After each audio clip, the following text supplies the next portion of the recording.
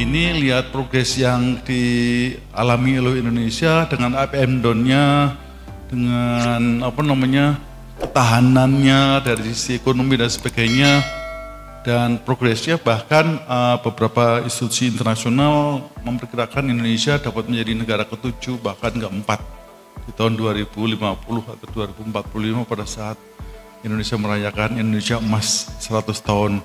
Dan ini memang sejalan dengan visi misi Presiden kita saat ini dan konsensus kesepakatan kita bagaimana nanti di tahun 2045 pada saat Indonesia 100 tahun kita sudah menjadi negara maju.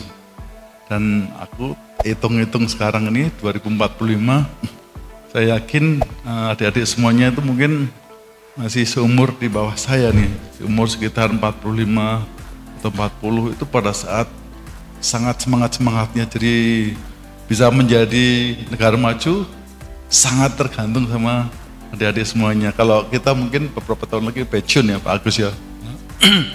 Jadi saya titip bagaimana saya ingin buktikan nanti kalau 2045-50 kita menjadi negara keempat, sangat tergantung dari kalian semua. Nah itu terjadi bukan karena kita business as usual, ada effort yang luar biasa yang harus dilakukan, bukan hanya oleh pemerintah tapi oleh seluruh masyarakat, seluruh elemen di kita ya, baru membawa baik pemerintah, perguruan tinggi, civil society, swasta, kita harus saling bergandengan tangan, merapatkan barisan untuk ke depannya. Nah salah satu tantangannya adalah yang sering dibilang oleh Presiden juga, pertama dan utama adalah kita harus meningkatkan daya saing. Nah kalau bicara daya saing itu banyak, tapi kalau mau saya sederhanakan ada daya saing yang terkait dengan yang sangat langsung dengan kapasitas sumber daya manusia maupun daya saing lainnya. Misalnya, next slide coba deh.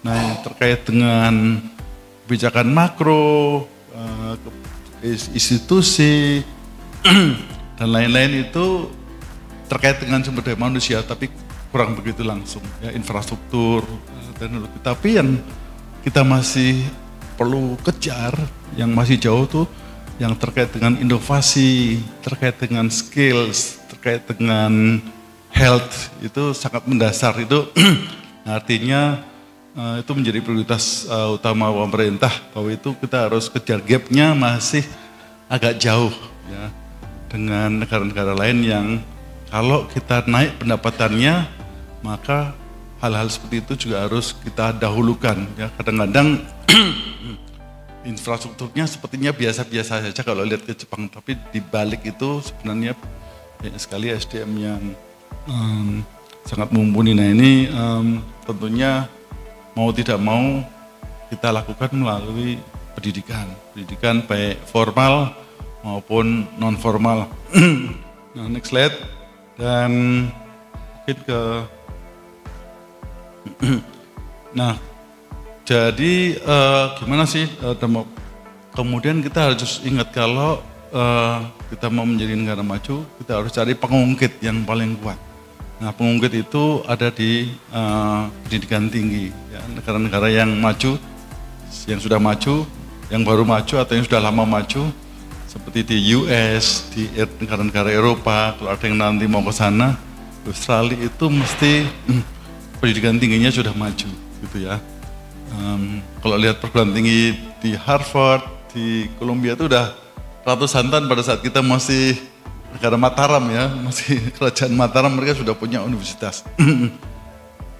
Nah itu menuju SDM unggul, maka itu juga kenapa menjadi fokus pada saat LPDP didirikan. Next slide. Nah terkait dengan pendidikan, mungkin Indonesia, next slide aja, satu-satunya kali yang mempunyai undang-undang dasar mengamatkan bahwa sekian persen daripada belanja APBN untuk pendidikan, 20% APBN harus dibelanjakan untuk pendidikan. Jadi kalau APBN kita 3.000 triliun, itu sekitar 600 triliun ya, untuk pendidikan. Tapi cara belanja pendidikan macam-macam ya. Ada yang melalui pemerintah pusat, ya utamanya adalah melalui Kemendikbudristek, melalui Kementerian Agama, karena perguruan tinggi kita ada perguruan tinggi berbasis agama, ada yang umum gitu, dua institusi itu. Mungkin Kemendikbud sekitar 65 atau 70, Kemenak 30% ya kontribusinya terhadap pendidikan. Kemudian ada yang dibelanjakan oleh pemerintah provinsi, biasanya dia mengkoordinasikan untuk pendidikan menengah, kalau pemerintah kabupaten untuk kabupaten kota untuk yang pendidikan dasar. Nah itulah siklusnya di APBN, jadi melalui belanja APBN atau APBD. Tapi kemudian Ibu Menteri Keuangan waktu itu Ibu Sri Mulyani tahun 2009, 2010 sudah memikirkan, kita kalau pendidikan ini kan suatu investasi sebenarnya, tidak semata-mata belanja. Ada bedanya tuh belanja sama investasi. Kalau belanja itu kita keluar habis gitu. Karena ini berkelanjutan, kita perlu memikirkan generasi yang akan datang, kita perlu membuat suatu rencana keuangan yang berkelanjutan. Maka salah satu caranya adalah dengan membuat investasi pendidikan. Jadi kalau kita ada belanja pendidikan oleh kementerian-kementerian, baik yang di pusat maupun pemerintah di daerah, kemudian ada investasi di bidang pendidikan. Makanya kalau itu di APBN ada di bawah, itu namanya investasi. Caranya adalah mengumpulkan sebagian dana pendidikan yang 20% tadi, dalam bentuk dana abadi. Uangnya dikumpulin, tidak dipakai, tapi diinvestasikan dan hasilnya, hasil daripada investasi itu yang dipakai untuk belanja. Jadi kalau Pak Orija sekarang udah mengelola 140 triliun, itu sekarang sudah sekitar 8 triliun untuk memberikan beasiswa. Dan itu terus menerus dan uang pokoknya masih utuh gitu. Jadi tidak tergantung dari alokasi belanja tahunan yang dibahas tiap tahun di APBN tadi, kita bisa, makanya kita bisa seleksi terus menerus continue, mau pembukaan Januari oke, gitu bagus ya. Jadi itu kira-kira jadi dari sisi investasi itu kenapa LPDP diciptakan adalah untuk generasi masa depan. Kita bisa mengirim sebanyak 7.000 gitu ya. LPDP sendiri sekarang ini adalah berdasarkan tabungan dari tahun 2010 mulai 13 tahun terakhir gitu ya. Jadi next slide. Nah, dari sekalian tadi saya sampaikan ya, pengungkit yang tertinggi adalah pendidikan tinggi gitu. Jadi kalau saya sampaikan yang S2 sama S3 di Indonesia itu jumlahnya masih 0,33%. Kalau master 0,3%, PhD 0,03%. Jadi ini sedikit sekali. Ini termasuk kalian ini 0,33%. Artinya kalau kita bagian daripada elit di Republik ini ya menjadi merinding kita punya tanggung jawab terhadap 275 juta penduduk Indonesia gitu, bukannya malah ngangguin mereka minta macam-macam, tapi kita punya tanggung jawab untuk ngangkat. Ya kayak di keluarga gitu. Kalau di keluarga anaknya zaman dulu ada yang 10 gitu kan, salah satu udah ada yang berhasil kan dia ngangkat-ngangkat yang lain. Nah gitu juga gitu, kita berjenjang ya, saling tarik-menarik, yang sudah berhasil ngangkat berikutnya. Jadi ini kalau adik-adik nanti selesai jadi bagian dari 0,33. Tapi untuk itu memang sekarang ini kita harus berterima kasih. Saya juga pendidikan ini apapun hasilnya, kita juga sering ya melihat di Indonesia pendidikannya masih belum bagus gitu. Tapi kita tetap harus terima kasih sama pendahulu-pendahulu kita yang telah meletakkan dasar-dasar yang menurut saya sangat signifikan ya. Beda antara pada saat saya lulus S1 dulu sama yang sekarang. Ya Pak Dwi ya. Jadi fasilitasnya dan sebagainya mungkin kemampuannya juga beda. Saya pun kalau sekarang lahir belum tentu saya lulus LPDP gitu. Jadi bahkan sudah dimulai dari lama ya. Dulu ada namanya wajib belajar 6 tahun, dipaksa 6 harus belajar ya dengan segala keterbatasan. Pemerintah kita mewajibkan 6 tahun, kemudian wajib belajar 9 tahun. wajib belajar 12 tahun, itu artinya SMA udah dapat gitu ya. Nah, kalau SMA udah dapat, so what's next? Kemudian yang S1 dukungannya apa nih? Nah, ada namanya program Indonesia Pintar gitu ya, ada beasiswa PIP gitu kan. Nah, terus akhirnya bagaimana yang atas nih? Jadi kalau lihat videonya Pak Gita Wirjawan yang lagi viral lagi gitu ya. Indonesia yang di Harvard 5 orang Korea 300 gitu misalnya. Itu kita sedih kita. Jadi untuk negara maju, kita exposure-nya harus makin banyak ya. Nah, waktu awal-awal LPDP hanya ngirim ke luar negeri, tapi belakangan melihat perguruan tinggi di Indonesia kualitasnya sudah bagus, udah kita bebasin baik dalam negeri maupun luar negeri. Jadi yang dalam negeri luar negeri itu karena pilihan Anda dan itu bagus, menurut saya juga bagus semua, masing-masing ada kelebihan ada kekurangannya. Jadi LPDP akhirnya mensupport supaya tidak redundant, kita mengungkit yang paling atas, yang S2, S3 ini. Jadi adik-adik sekalian, jadi yang kelas dasar ada BOS, SMA ada BOS, perguruan tinggi S1 ada PI, Kartu Indonesia Pintar, dan kita ngungkit yang atas. Dan ini ternyata signifikan sekali. Jadi kontribusi LPDP ini sudah sekitar 15% ya dari total lulusan S2 dari Indonesia. Jadi ini meskipun kita hanya dikelola sekitar 120 orang, jadi semakin kesini semakin baik. Jadi itu ya perjalanan dari pendidikan di Indonesia, dan itu terjadi pada tahun 2010 pada saat kita semua sampai S1 udah kita fasilitasi, kemudian kita ngungkit tahun 2010 tuh Ibu Sri Mulyani waktu itu udah kita dirikan LPDP untuk yang mendorong S2 S3. Karena waktu itu juga kalau saya sekolah di luar negeri di Jepang itu orang Indonesia juga sedikit, orang lain banyak banget. Ketemu orang Malaysia, kamu beasiswa dari siapa? Dari pemerintah Malaysia. Terus kamu pegawai negeri? Bukan gitu. Dulu rata-rata yang dapat beasiswa dari pemerintah itu adalah pegawai pemerintah. Nah makanya LPDP juga berinisiasi seperti itu, kita terbuka untuk umum. Next slide. Nah ini LPDP, saya senang sekali kita dijagain betul, kita ada Dewan Penyantun, ada Bapak Menko PMK, Pak Muhajir, ya, mantan Menteri Pendidikan, ada Pak Nadiem, ada Menteri Agama, ada Ibu Menteri Keuangan, ya, beliau juga ngurusin uangnya, nama uangnya. Kemudian ada Kepala BRIN, karena kita fokusnya daya saing baik pendidikan maupun riset. Nah, itu kita selalu mengupdate ke beliau setahun 2 kali, gitu ya, progresnya. Dan yang ngawasin kita banyak, ada Dewan Pengawas. Kemudian kita diaudit mulai dari ada pengawas kita ada SPI, ada Irjen, ada BPK, ada external auditors gitu ya, untuk memastikan uang yang dikelola oleh Pak Oriza aman, untuk memastikan proses seleksi kita merit based betul, gitu. Jadi diseleksi prosesnya, makanya selalu dijagain oleh BPK, ada audit khusus dan sebagainya.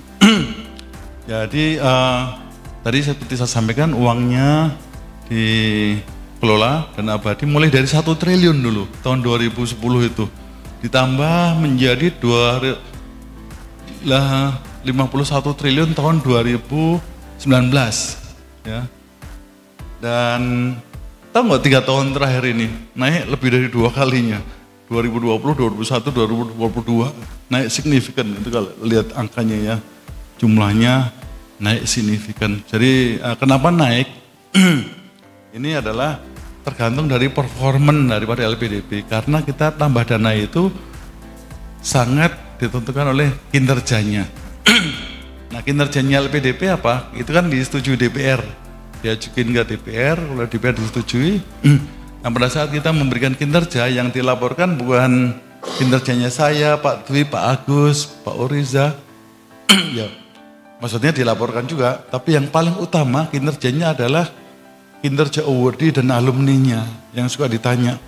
Kita udah ngirim beasiswa, jadi apa mereka kata?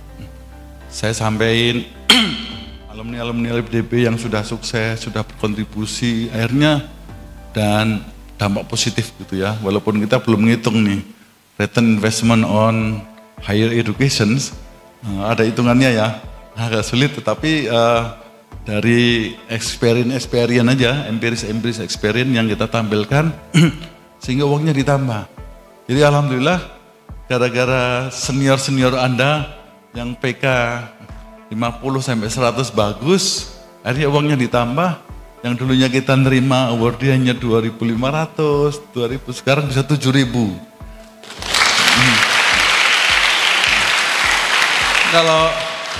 Kalau masih 2.500 saya nggak mungkin separuh dari ini nggak masuk ke sini kan gitu. Ya nggak? Ya kan? Kalau itu karena apa? Artinya persaingannya menjadi semakin ketat. Ya, di sisi lain kita diminta sosialisasi Pak Dwi itu kalau sosialisasi ke Papua datang langsung tuh ke pelosok-pelosok tuh. Kita lewat daring ya, intensif hari Sabtu itu hari sosialisasi. Sehingga yang daftar kalau tahun lalu setahun 16.000, tahun ini satu semester aja 19.000 gitu. Saya seneng banyak yang daftar, tapi mungkin bagi yang ikut tes nggak begitu seneng, banyak saingan. Iya nggak?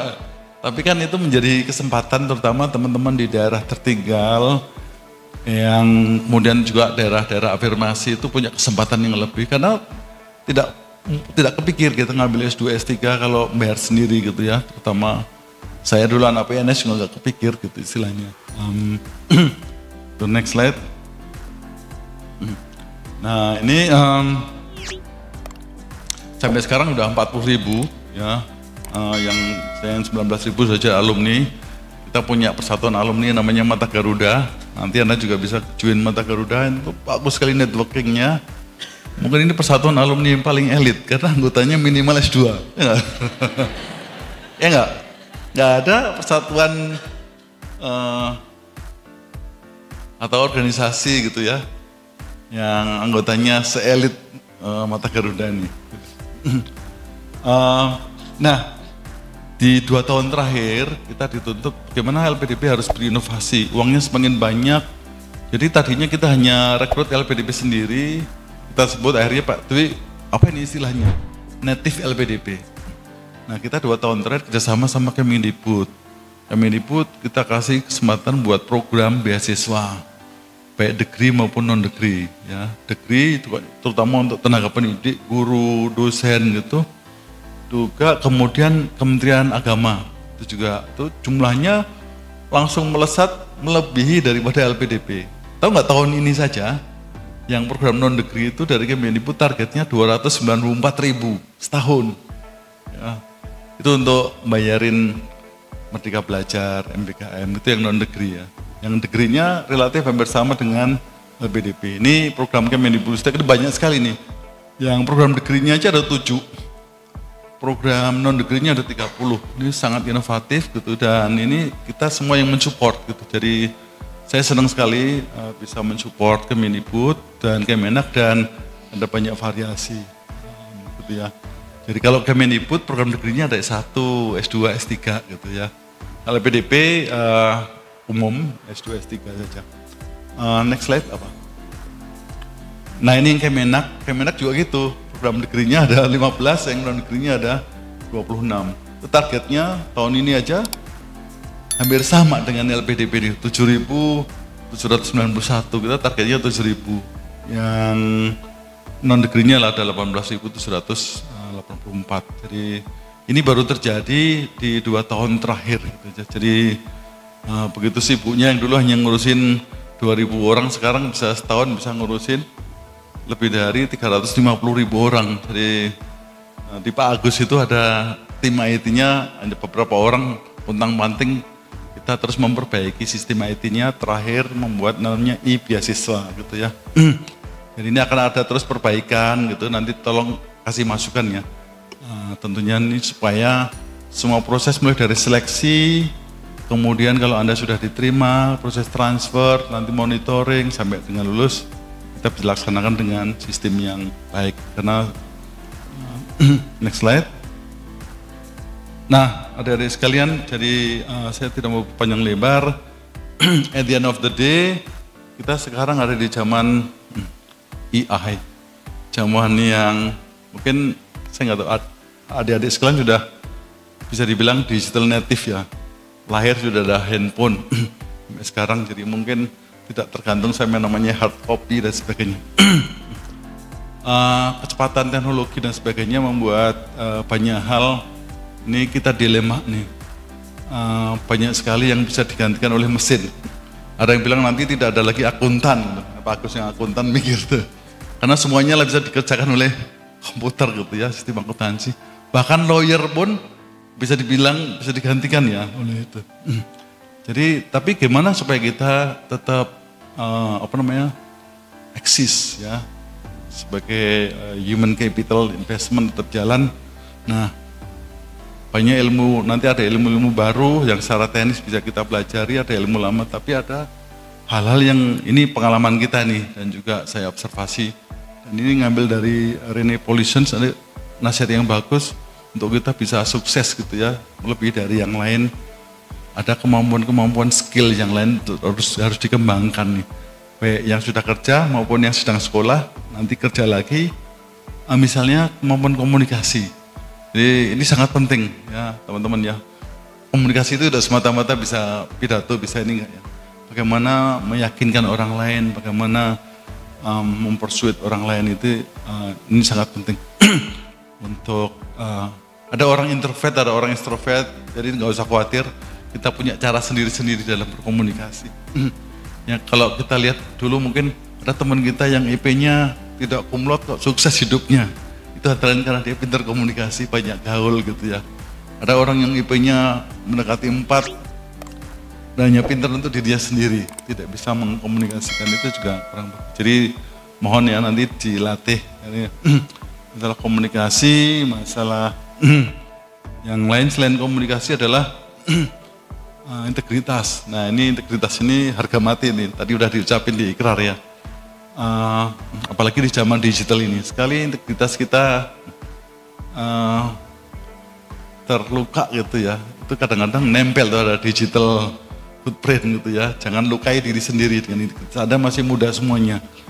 Alhamdulillah saya udah kerja hampir 32 tahun gitu ya. Dan kalau di PNS ada jenjang-jenjang naik pangkat itu antara lain mungkin juga kalau ada isu integritas pasti tidak bisa lancar gitu ya naiknya. Dan itu nanti lama-lama integritas tidak hanya dikenalin di unit di mana kita kerja.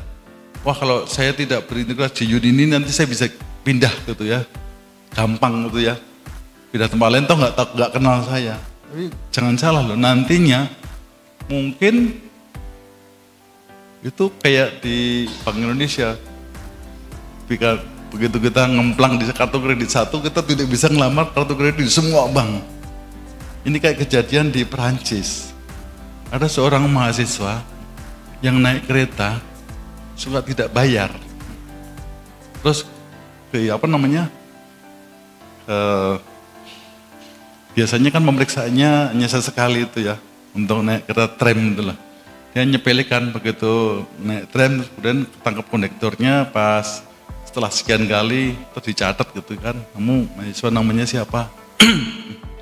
Dia pikir itu soal yang simpel, tapi setelah lulus kuliah dia cari kerja tidak pernah ada perusahaan yang tahu, yang menerima, karena itu ternyata integritas dia walaupun hanya naik kereta itu sudah diketahui oleh semua pihak gitu. Jadi itu sudah terjadi nih di Perancis dan di kita kemungkinan juga gitu. Jadi tapi itu side effect ya, tapi yang penting integritas itu ada dari dalam sendiri yang itu yang selalu ditekankan di kita semuanya, di Kementerian Keuangan juga ya, intens digituin ya. Walaupun ngawasin 80.000 bukan yang gampang, pegawai Kemenku 80.000 gitu ya. Kita dalam satu keluarga 5 orang aja kadang-kadang ada beda-beda. Jadi komunikasi, leadership juga penting. Leadership itu tidak harus yang kayak jadi orator gitu ya. Leadership antara lain punya networking dan sebagainya, itu kita bangun leadership dengan cara kita sendiri, dengan berbagai macam cara. Di setiap event gitu ada kesempatan, siapa yang jadi ketua kelompok, maju aja, itu akan sangat bermanfaat ternyata. Kalau udah terbiasa gitu ya, jadi ada siapa yang jadi ketua kelompok ini jadi gini, maju aja, itu ngelatih leadership kita, dan itu ternyata manfaatnya akan sangat bagus kalau kita berkarir ke depannya. Itu kira-kira dari saya. Jadi terima kasih sekali hadirnya di sini, dan mudah-mudahan seminggu ini membawa manfaat yang luar biasa. Tidak hanya dari narasumber yang kita undang, tetapi kalau saya tanya satu-satu, masing-masing dari kalian mesti punya cerita heroiknya masing-masing. Coba bisa gali satu dengan yang lain, itu saling menginspirasi loh. Kalau bisa ngobrol hari ini makan siang dengan siapa, besok pindah-pindah aja. Dan ini jejaring yang sangat kuat karena di sini tidak ada yang dominan nih. Di Masilo pinter banget nih. Jadi yang diterima di satu perguruan tinggi hanya 2-3 orang. Dan ini kesempatan yang sangat baik untuk saling mengenal dan membangun jejaring awal yang nanti tentunya lebih luas lagi. Demikian kira-kira yang dapat kami sampaikan, Mas Supri. Lagi terima kasih. Assalamualaikum warahmatullahi wabarakatuh.